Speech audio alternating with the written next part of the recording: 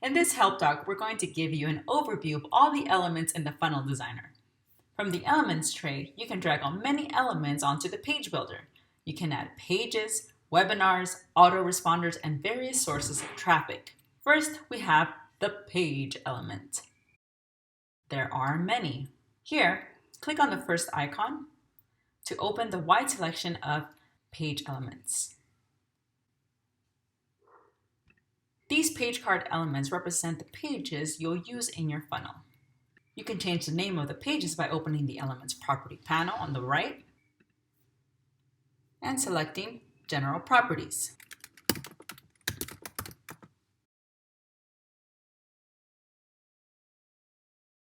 Types of page elements to choose from are opt-in page. In the Elements Properties panel, you can set the page type to single, two-step, video, and waitlist.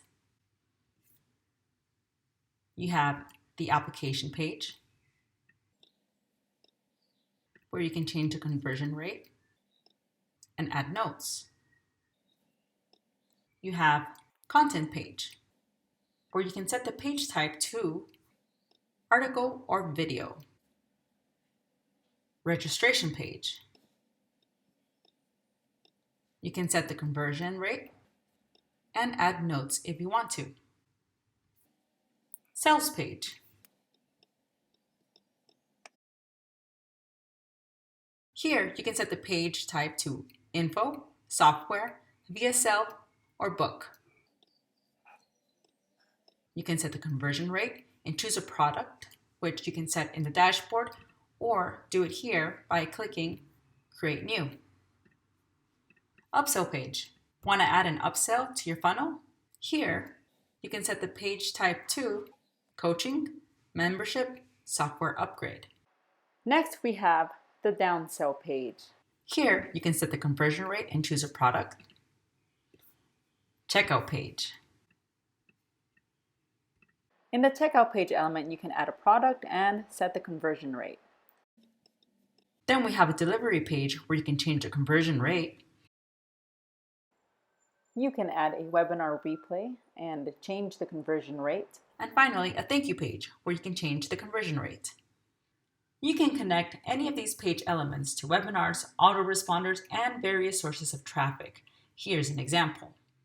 This is an example of a very simple funnel. See how they're connected? You can disconnect them by clicking on the link and hitting the rubbish bin.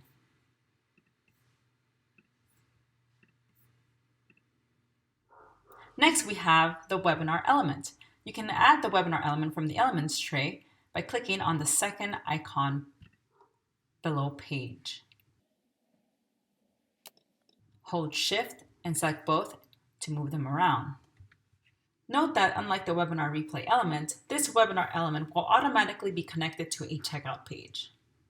You can change the name of this element in the Elements Property panel. Next, we have the autoresponder element. To drag it out, click on the third icon below webinar in the elements tray.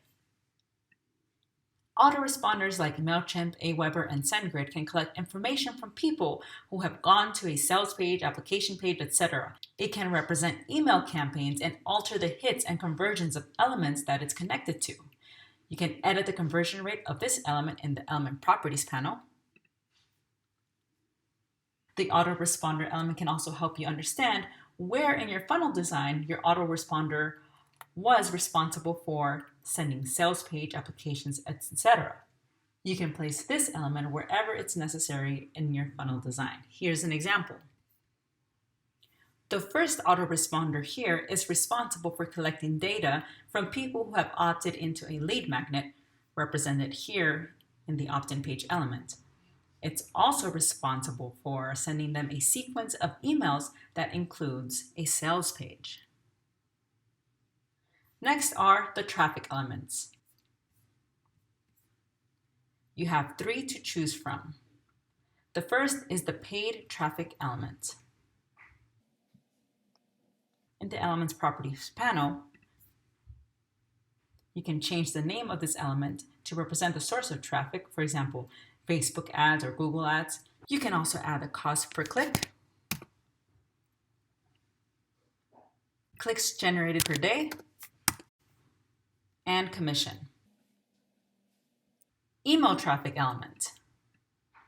This element can represent all the emails and newsletters you send out. From the element's properties panels, you can change the name of the element,